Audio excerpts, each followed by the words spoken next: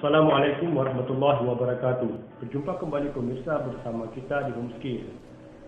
Kali ini kita akan membagikan tips trik cara menangani kulkas yang mengalami kebocoran di evaporator akibat kecongkel ataupun mengalami pembacokan oleh konsumen.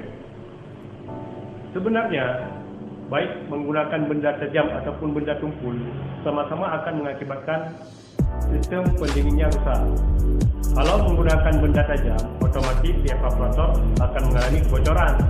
Sedangkan kalau menggunakan benda tumpul, itu evaporatornya akan mengalami penyempitan dikarenakan jalur-jalur dari evaporator akan peot. Memang tidak bocor, tapi peot. Hasil evaporator tidak akan maksimal lagi. Sama dengan kulkas tidak mau dingin, esnya tidak keras. Nah, oleh sebab itu kali ini kita pemirsa akan mencoba sharing dari cara awal sampai akhir cara menangani kulkas yang mengalami kebocoran. Jangan lupa pemirsa like and subscribe.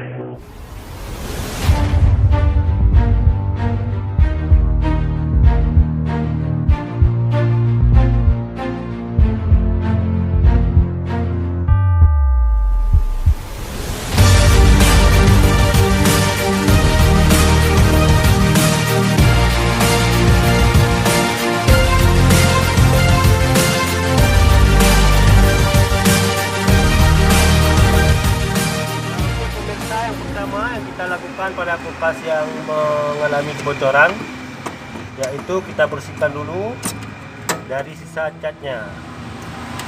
Nah, ini udah pernah diberi lem ya, jenis lem, karena ini nggak bisa.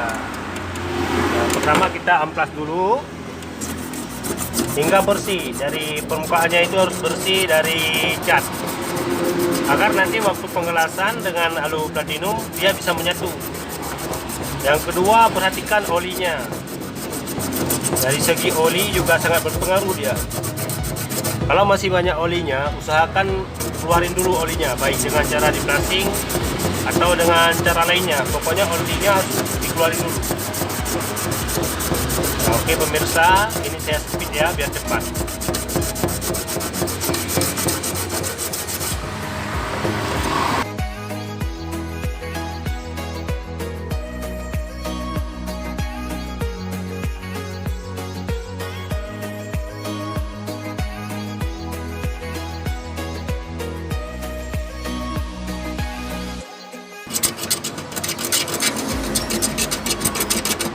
Pokoknya sampai bersih pemirsa, harus bersih dia. Kalau nggak bersih dia akan gagal nanti. Jadi kalau nggak bersih kita paksain dengan apinya, akhirnya jebol evaporatornya. Tapi kalau ini bersih, apinya pas, langsung menyatu dia, mantap hasilnya. Nah, usahakan hari ini hasilnya mantap juga, nggak gagal ya. Malu, saya pun masih pemula, bukan senior kan.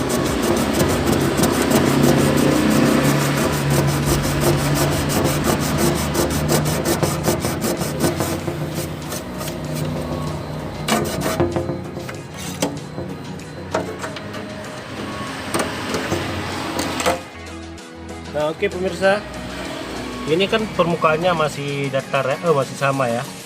Nah, jadi di sini kita buat kita tekan ke dalam sedikit di permukaan ini yang mau kita las nanti, biar nanti waktu ada kawat lasnya yang menyatu ke sini dia bentuknya jadi sama nanti pas kita amplas nanti. Tapi kalau kita las langsung di sini, maka sudah jelas kawat lasnya akan menjadi benjolan di sini. Nah, biar benjolan itu tidak terlalu nampak, jadi kita ketok dulu di sini sedikit, di sini. Nanti kawat lasnya kan dia kan udah cekung ke dalam, udah masuk ke dalam sedikit. Jadi pas kita kasih kawat lasnya nyatu, dia bidangnya udah sama, rata kayak gini. Tinggal kita amplas, kita cat, mantap ya. Nah, ini kan udah saya ketok sedikit. Ini caranya terserah, mau ditekan pakai jari pun kalau kuat nggak apa-apa. Yang penting ini agak masuk ke dalam sedikit, tapi jangan dalam kali. Takutnya nanti epapnya jadi kejepit. sedikit saja. Nah sekarang kita tinggal las aja. Oke pemirsa, ini dia. Kita las dulu. Wow, olinya masih lumayan banyak. Coba kita coba dulu. Kita coba tes dulu. Siapa tahu bisa nyatu dia ya. Kalau nggak bisa, terpaksa kita plasing dulu.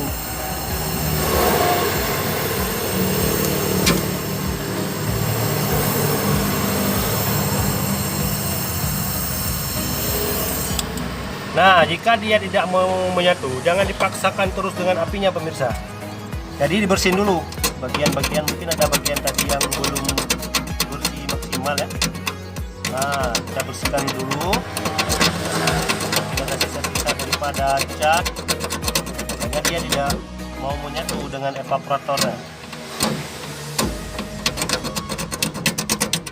Oke, kita amplas sedikit lagi. Siap.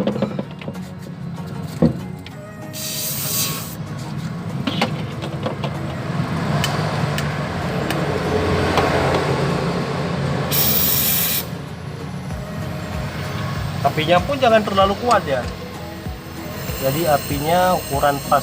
Nanti kalau udah terbiasa akan bisa udah enak. Oke, sedikit lagi ya.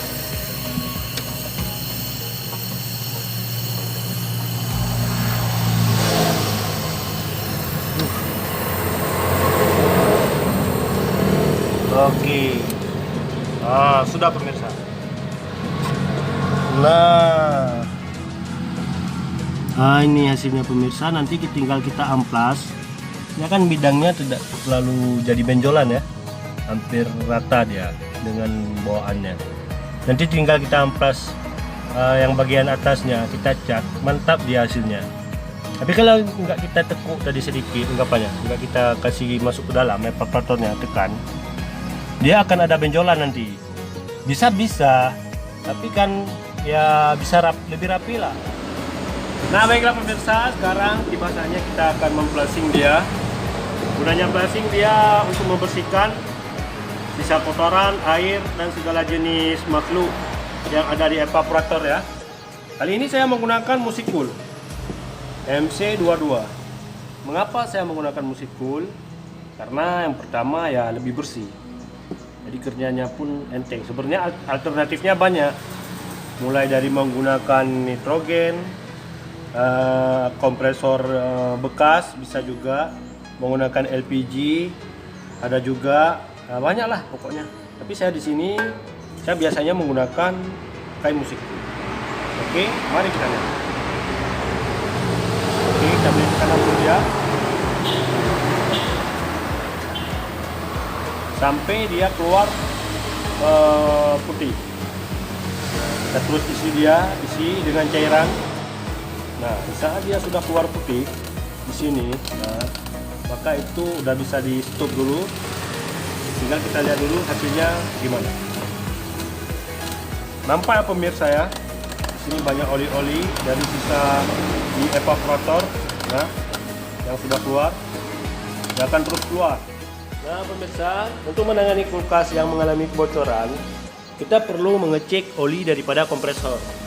Nah, sebelum itu kita bersihkan dulu permukaan kompresornya. Nanti pas kita kuras olinya, biar tidak campur sama kotoran yang melekat pada kompresor ini. Oke pemirsa. Nah, bersihkan dulu pemirsa dari debu-debunya, ini apa segala macam ya, pokoknya yang bersih lah.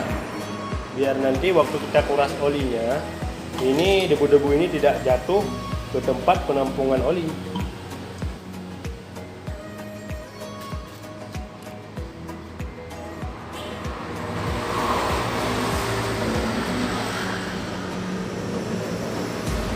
Nah, saya rasa cukup pemirsa ya, untuk bersihnya udah, kita anggap aja udah bersih. Nah, sekarang kita kuras olinya. Oke, kelihatan ya pemirsa olinya. Nanti waktu kita kuras olinya, kita harus memperhatikan bagaimana keadaan si oli ini. Apakah dia tercampur dengan air? Biasanya konsumen itu kalau udah kulkasnya ketusuk, dia itu nggak akan mematikan dulu kulkasnya. Dia akan coba untuk menghidupkan terus sampai dia memastikan dingin, padahal kan tidak mau dingin lagi.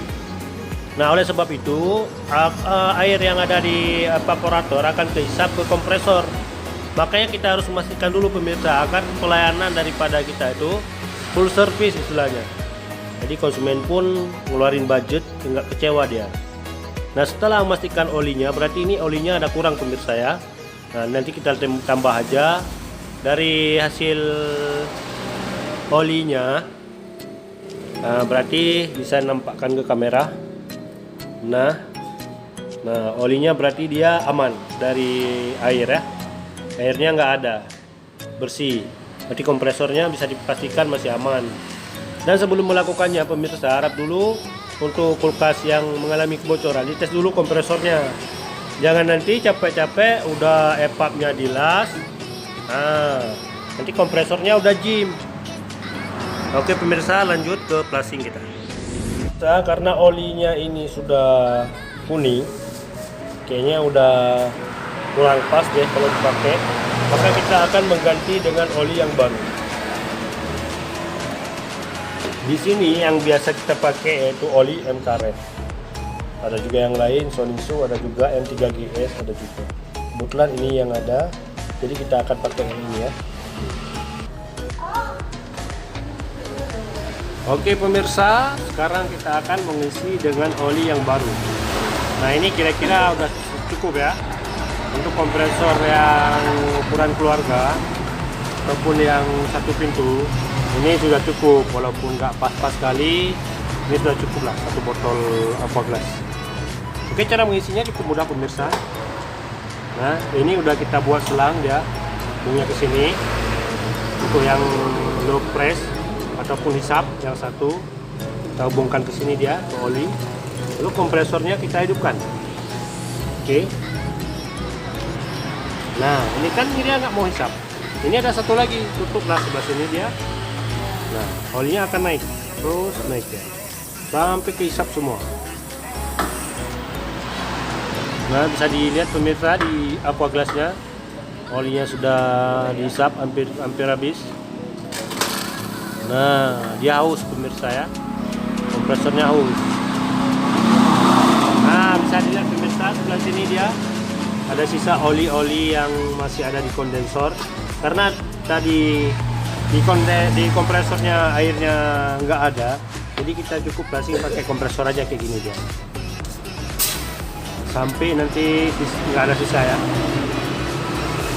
karena ini oli harus dikeluarin juga agar nanti aliran freonnya lancar dia, karena kalau banyak oli berpengaruh juga dia, misalnya di evaporator ataupun di kondensor. Jadi pergerakan refrigerannya bisa terganggu. Maka ini nggak usah kita flushing pakai freon pun bisa dia, karena tadi emang dari pengecekan kita di kompresor pemirsa, untuk tahap akhir tinggal proses pengakuman. Nah, ini selangnya sudah terhubung. Nah, ini sengaja kita pakai untuk khusus video ya, kalau untuk yang lain lebih baik di dock. Nah, kita ini cuma untuk sebentar aja. Oke, sudah terhubung. Yang satu lagi untuk vakumnya. Jadi sekarang kita hidupkan vakumnya. Nah, jarumnya langsung turun. Ini sekitar 30 menit lah ya. 30 menit untuk memastikan bahwa udara yang di dalam unit itu ya, walaupun nggak 100%, minimalnya 90% lah ya.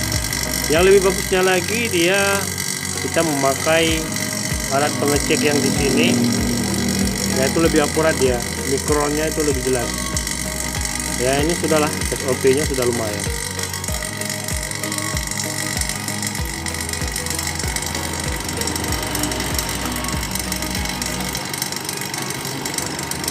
Kita proses dulu sebentar.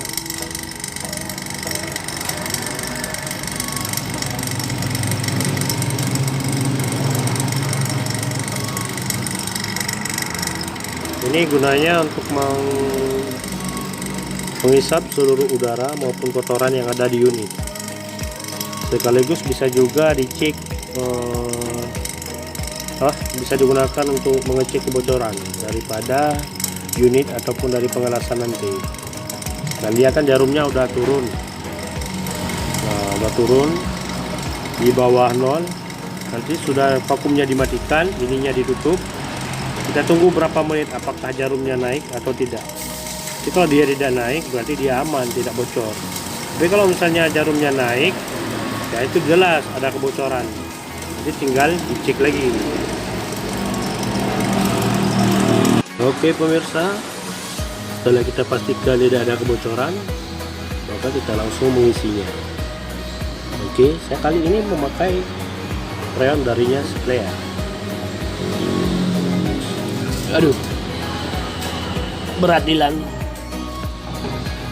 Oke, sebelum kita isi langsung ke unit, maka terlebih dahulu kita buang dulu sedikit untuk memastikan bahwa tidak ada udara yang terjebak di selang yang ini. Kita buang dulu sedikit, sudah cukup. Oke, langsung kita isi secara perlahan-lahan. Biarkan jarumnya bergerak terus.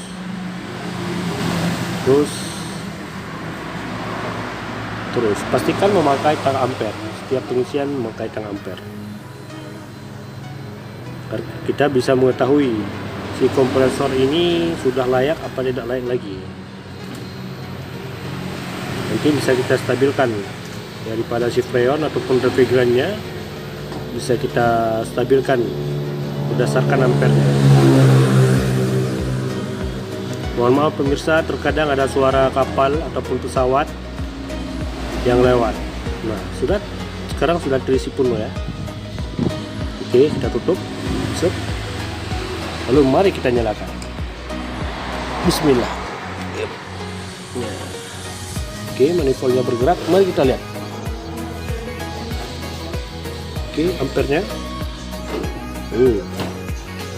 terus turun 0,9, biasanya dia 0,7. Iya.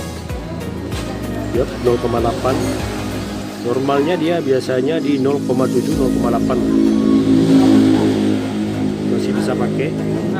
Terkadang begini, karena keadaan kosong, waktu si konsumen belum membawanya ke tempat sistem isi, konsumen terus menghidupkan. Jadi di saat dia kosong, kompresor ini akan terasa panas. Nah, jadi begitu panas, ampernya akan naik.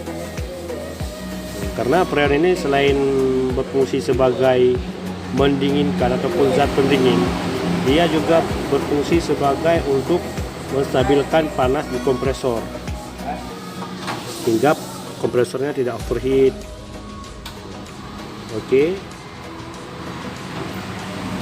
kita rasa cukup dulu ya. Nah, kita pastikan dulu sekarang dia di berapa. Oke, di 9 lah ya. Oke, kita cek ke depannya. Nah pemirsa, ini penampakan dari evaporator yang tadi. Masih ada rasa sedikit apa ini, bencolan ya, tapi lumayan rapi. Nah, ini udah kita cek, dinginnya sudah terasa. Tinggal kita tes ada sumbat atau gimana gitu. Oke pemirsa, sekian dulu.